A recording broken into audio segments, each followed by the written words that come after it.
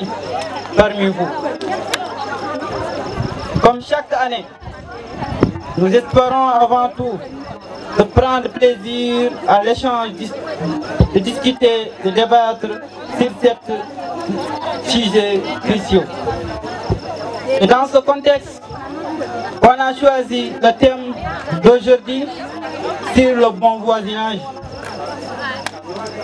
Le voisin, c'est un être qui est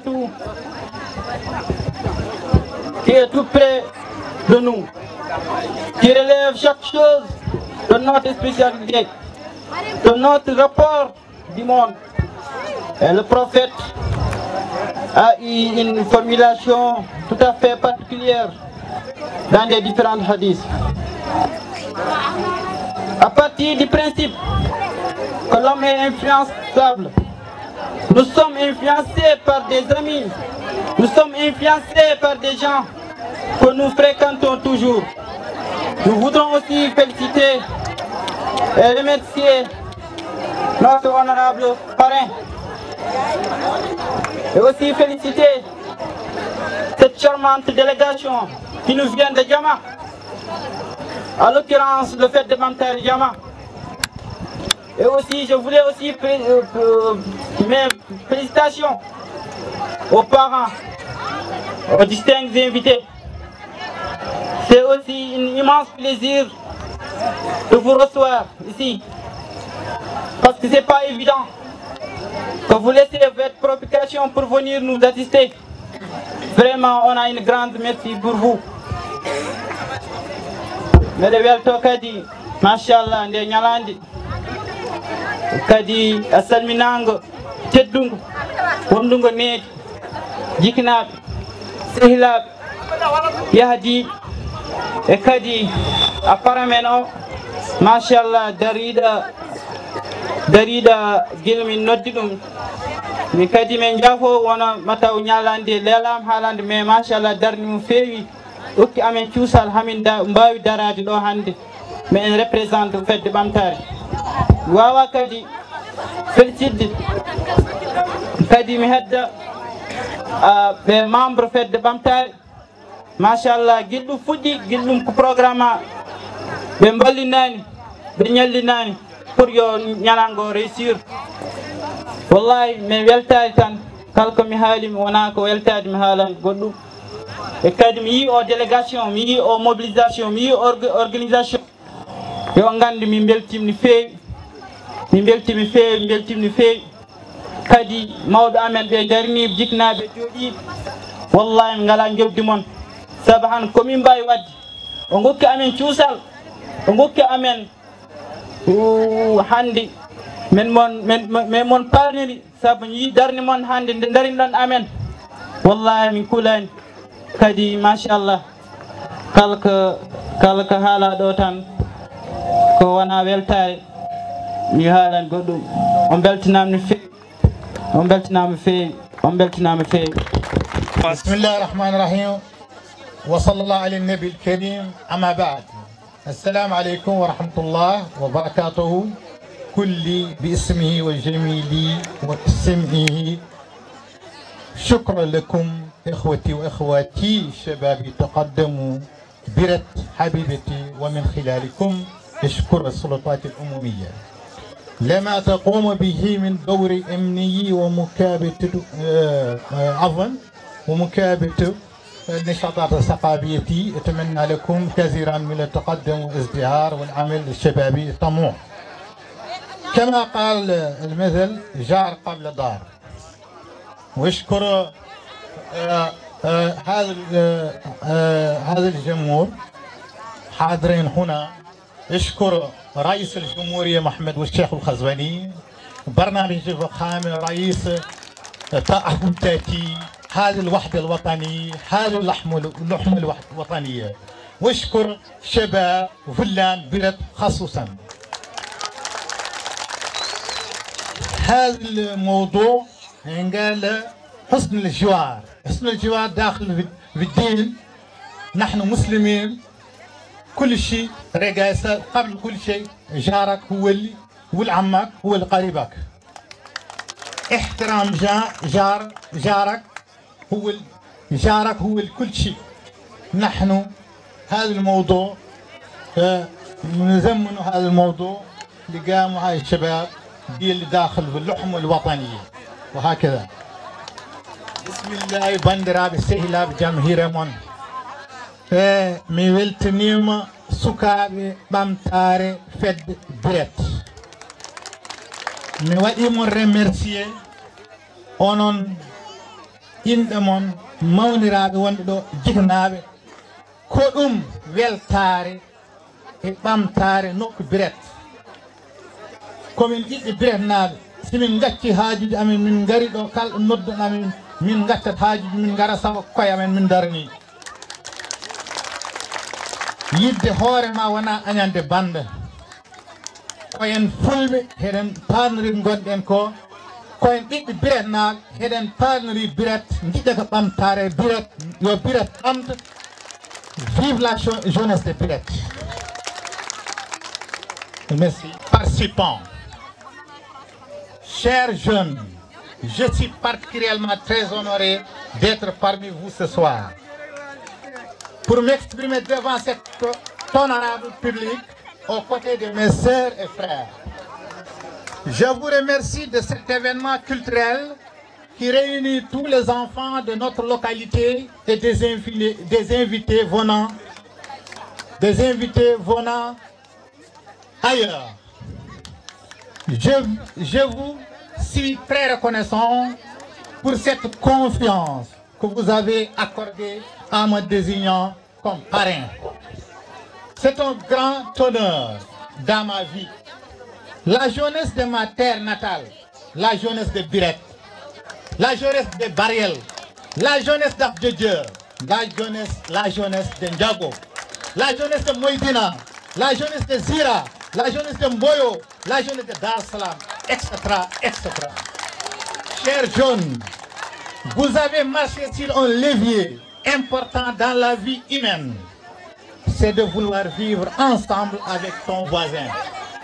Vous avez adopté la recommandation de notre sainte religion, l'islam, ce projet ambitieux et qui contribue au développement humain, valoriser, de construire l'esprit de vivre ensemble. Nous, ressortissants de cette localité, envie de vous éclairer l'importance de cette soirée culturelle. Nous réunissons aujourd'hui sous le thème le bon voisinage. Permettez-moi d'adresser un grand merci à cette jeunesse pleine de bravoure et de détermination pour le bien-être de notre localité Biret. Vive la jeunesse! Laissez-moi vous dire que vous avez atteint le pari et nous, vos aînés, nous sommes à vos côtés pour surmonter ensemble les obstacles. Je vous remercie ici et je rappelle ici l'engagement dévoué de son Excellence, Monsieur le Président de la République, Mohamed Cheikh Al-Ghazouani, qui avait établi dans son programme Ta'ahoudati depuis son électorat 2019 comme un impératif majeur. L'unité nationale est incluse dans son programme Ta'ahoudati, à savoir la valeur humaine au cœur du développement. Face à telle situation, la Mauritanie que nous aimons tant, terre de la tolérance, carrefour de culture, des civilisations et de la liberté où s'expriment dans toute leur diversité. Les engagements et les aspirations pour un monde meilleur a plus que jamais besoin de toutes les forces vives de la nation pour consolider notre unité nationale. C'est dans cette optique que j'ai procédé à l'élaboration d'un ouvrage intitulé L'école et la transmission des valeurs républicaines pour accompagner le programme de l'État en décidant d'améliorer davantage notre cohésion sociale à travers l'école de base. Ce livre a été édité en date du 20 juin 2020 dans une édition restreinte. La parution de mon livre est antérieure à la mise en place de la réforme du système éducatif actuel. D'aucuns disent que l'auteur était visionnaire. Mais modestement, je pense que l'auteur, enseignant de profession, a senti l'impérieuse nécessité de réformer notre école républicaine. Disons comme un penseur, la République fait l'école et l'école fera la République. Mesdames et messieurs, honorables invités, chers participants, chers jeunes.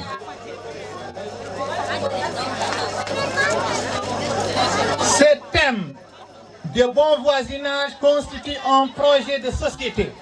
Celui de la société la plus harmonieuse, celle d'une société fière d'elle-même, fière de ses valeurs, confiante dans l'avenir, ouverte sur le monde, portant fièrement l'universalisme mauritanien, qui se nourrit des traditions d'une société où nous additionnons nos différences au lieu de les soustraire, où nous nous respectons dans cette fraternité républicaine qui est le principal chef d'œuvre de notre contrat social. Mesdames et messieurs, honorables invités, chers participants, chers jeunes, j'éprouve un grand plaisir de vous assister et de vous épauler dans vos actions sociales et culturelles, car vous avez des qualités exceptionnelles qui ont aussi merveilleusement servi dans nos efforts de progrès et de citoyenneté. La grandeur d'une communauté dépend de sa jeunesse, car vous avez fait le preuve de maturité et de sagesse. Alors soyons indulgents envers nos voisins, car le bon voisinage, c'est le vrai lien de parenté. Comme le disait l'autre, le bon voisinage, c'est meilleur qu'une famille éloignée. Je voudrais, avant de finir mes propos, de lancer un appel solennel à nos autorités administratives et les personnes de bonne foi de soutenir ces jeunes en leur motivant d'être insérés du travail et leur accompagner dans ces belles initiatives culturelles et citoyennes. Mais aussi, je rappelle ici les jeunes de s'inspirer de la célèbre situation du maître Wade, du président Wade. Il faut travailler, toujours travailler, encore travailler. Je voudrais aussi vous transmettre les salutations fraternelles de mes amis et collègues qui ont appris avec fierté votre activité culturelle, ainsi que leurs vœux de plein succès à ce grand rendez-vous de la jeunesse buretoise. Dans toute leur diversité culturelle, qu'ils soient Pulaar, Mor, Soninké, Wolof, ils vous soutiennent parce que la solidarité est à la base de toute société. Je ne saurais terminer sans vous remercier avec toute ma gratitude les personnes ayant contribué de près ou de loin à cette initiative. Mais mes remerciements vont particulièrement à son Excellence, Monsieur le Premier ministre, Mohamed Bilalou Nessoud et de son cabinet. Vive la Mauritanie unie dans sa diversité, vive la jeunesse, vive l'association Fête de Pantare et Biret. Je vous remercie de votre aimable attention. Merci. Alhamdulillah. Bismillahirrahmanirrahim. Alhamdulillahi Rabbil Alamin. Salatu wassalamu ala ashrafil mursalin. Sayyidina wa habibina Muhammadin ibn Abdullah. Wa ala alihi wa ashabihi wa man tabi'ahum bi ihsanin ila yawmiddin. Wa ba'd ayyuhal ikhwatul kiram. Nuhayyikum tahiyatal islam. قائلا لكم السلام عليكم ورحمة الله تعالى وبركاته. بندرابي جولبه بندرابي بيرات تاغال نجتورو جوميرات سبحانه وتعالى من دياري فوف ان تمن تالمني فوف ان كدي مدن بوترو زياره هي سالمناغو هي تمدن دي سيمي بي اني تان no wayna mi inni biret fof ko wayne imam biret meden puttoro don a chef de village biret meden don puttoro kedi a kalamba ganduda hina finandir dongre biret he en woni debbo gorko kurka mawdo min salmi bebe fof e inde fedde bamtare jama fulbe on calminama onon fof on beltanama ande do nyalande ne ganduda ko nyalande mawde nyalande ne ganduda ko nyalande teddunde nyalande ne ganduda ko nyalande dentugol jokkugol endam nyalande ne ganduda baraji ɗi ɗo tolni hay goto mo wawi ɗum lim. Association fedde ɓamtare jama fulɓe délégation mo en ɓe ngari e notade nde ñalande heɓe hen belto foof par ce que ko ɗum journée mo ganduɗa ko ɗum journée poɗɗo notade saabu ko ɗum journée mo ganduɗa ko ɗum hakkude hoddiɓe simi juumani heɗo woni thème o mo ganduɗa hemo poɗɗono wat développé ɗo a journée he si wi'ama jama fulɓe a biret fulɓe dara ko woni hakkude mo en ko wona maayo ngo wadde kala ko woni ko ganduɗa koko moƴƴi rewi hakkude mo en siɓe noddi ko wayini alay saago min noto alhamdulillahi rabbil alamin min rutto a association fedde ɓamtare biret sukaɓe baɓɓe fulla sukaɓe joguiɓe dignité sukaɓe ganduɓe koye mo en haɓe ndenti jiidi koɓe enniya haɓe darni ko wayini ɗum weeɓani eɗen mbawi wi hande fulɓe gandi koye mo en han ɓe gandi ɗoɓe koɓe goni han wadde ko wayini saabu iɗane yimɓe dara toon hemɓe yiwa fulɓe ndendata te ɗum ittama joni fulɓe ndenda beela ma won koɓe mbaɗi mbema wonɗoɓe tina ɗum noon hay goto ɗum fijirtade par ce que guinnane tan mine haalda ɓeɓe gonno meɗaɓe ɓe watɓe fonde o initiative ɓe ganda koɓe ko mbaɗi par ce que sa raari o mbolo han hino waɗi hewɓe ɓe ganduɗa ɓe mbayri yi'edir te dara ko rendunomi ko wona ɗum wadde ɗum ko ɗum ganduɗa ko ɗum jokkere ennam te jokkere ennam kala mo hin ɗum waɗa baraji woto anduɗo puɗɗore ha ɗo ɗi gasirino nden noon on jarama onon association fedde ɓamtare biret on beltanama on do'anama jaam Allah kisal wona moon saabu on mbaɗi ɗo ani initiative mo ganduɗa machallah mba hay goto mo miijonomam ɗo tolno développement woodi par ce que so wi fedde ɓamtare ko ɗum développement woodi par ce que sa raari ɗo ɗum fuɗɗorino ha ɗo ɗum tolni han gande han changement waɗi par ce que ko jiiɗen ko ɗo han ɗum yawti ɗo ɗo jakorno ɗen te alhamdulillahi rabbil alamin ɗo Allah yalgi ɗum ɗo yawtu bijahi seydina Muhammad sallallahu alayhi wa sallam par ce que ɗum enen heɗum tan jiɗɗen wax dëgg yalla minen ɓe gimmiɓe jama hamin gari ɗo min ponno hay arde jama foof min ndendinaga min gara ɗo e si ɗon ko ɗum ko woni ko wiyete ko fardu kifaya ida qama bihil bat sakata anil baqi joni minen ɓe arɓe min garani ɓe ɓe ganduɗa heɓe keddino heɓe joguino on en niya arde mais ko ni tan ɗum wawi wa foof en mbawa immo jaaha mais ko ni e inde chef de village Mamadou Dia délégué moye ganduɗa minen ɓe ɓe ganduɗa minen goni association fedde ɓamtare me jama minen gimmoni ɗum min darani ɗum ɗo hana biret ganduɗa ko ɗo jeeya foof ko ɗo ɗum sosi nden noon min alay sago kala no min mbawi wat kala komin jaggono min gaccat ɗum min gara o journée wadde noon duttotomi tan ko fedde ɓamtare biret on jii ɗum wona ko ganduɗa ko ɗum cakan ɗum wona ko ganduɗa ko heɗum fijire par ce que ko ɗum valeur mo ganduɗa hay goto alama nden noon yo ɗum jaran neɗɗo o kala ko jagguno yo woppu ɗum duttoɗen tan ko jiknaɓe men ɓeɓe ganduɗa ko heɓe puusata men par ce que han weltare hinno sa ɗo ɗo darima han ɓeɓe jiyami ɓe ganduɗa ko ɗum jiknaɓe men ɓe jeeyi heɓe ketto ɗum ganduɗa kurkal e mbaɗi initié ɗum koko waɗi solo te ɗum taka kurkal ɗi suusde koɓe ko mbaɗat par ce que ko mbaɗat ko ɗum développement ko ɗum yahnude leñol ngol ko ɗum fewnude leñol ngol nden noon simin jii min dari ɗon e yeeso amen tan inchallah kala komin mbawi wa min cuusa saabu onon cuusdorta amen nden noon yo Allah ɓoynumon ɗo gueete amen yo Allah ɓoynumon ɗo ha commune ko mbaɗata foof jiya on ɗum wona nafoore naftoron hen foof e dowde nde naftoro hen nden noon ɗum woni ɗum ganduɗa ko heɗum tan waɗi solo neɗɗo rarata ko ganduɗa koko nafata ɗum janggo jaam ino ɗum waɗa Allah tawta ɗum hen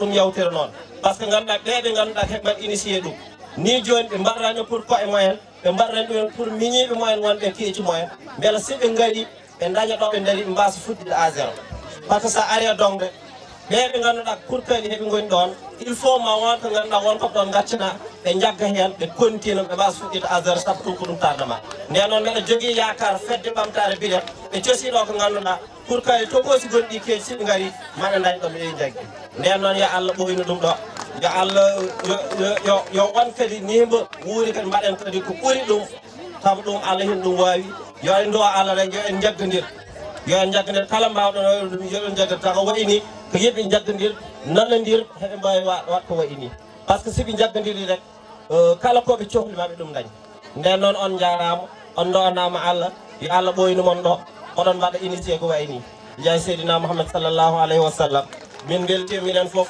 jamanaɓe beltima par ce que délégation o gimmino ɗo hittake mbo ari toon on initiative min mbanno toon min beltiɓe hen moƴƴi par ce que ɓe gari ɗon ɓe ƴefti temps moyen ha journée o gasi ɓe dañi hen difficulté hay ɓe jeeyi hat pour artude ɓe ɗum woni difficulté jallude ɗum foof ko enni omo ganduɗa heɓe hen jogui nden noon yo ɗum ɓooy heɗen jahodira saabu ɗum tan takata en jahodir jiyandiren ɗum heɗum waɗi solo ɗon noon on jarama no moƴƴi on ɗo onam jaam Allah kisal wona moon والسلام عليكم ورحمة الله تعالى وبركاته. كل شيء أشكر الإخوة اللي مشرفين على هذه المبادرة واللي موضوعها لبون فازيناج اللي هو حسن الجوار، ونختار سابق نعدل إسقاط على هذا الموضوع.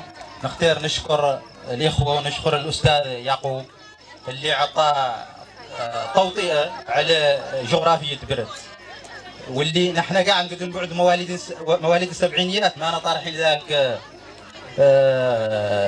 حقيقة الاهتمام يغار هو حقيقة برد حد يعرفه برد من بحجرة إلى إجاوي كما قال هو، وجزء لا يتجزأ. برد حد يعرفها يعرف عنها البيضان والفلان، هم أساسا هم ساكنتها وكلهم مكمل للآخر. وهذا خلفوهن ذوك الاجداد الله يرحمهم، ويالط هذا الشباب كامل يالط العود كل ساندو. الوحده الوطنيه اللي موريتاني والدول كامل يشتقوا بها قطعا برت عنها مثال في الوحده الوطنيه، حد شافه وتعايش يعرف عنا نحن قطعا مثال في الوحده الوطنيه، ودروس الوحده الوطنيه تنبض من هون. مره اخرى ما نقدر نطيل عليكم، لا نعرف عن حسن الجوار يالط يوطد. وحسن الجوار خالق منه نوعين، خالق حسن الجوار الداخلي وخالق منه الخارجي. ونحن بعد يالطنا نعتمد على الداخلي اساسا.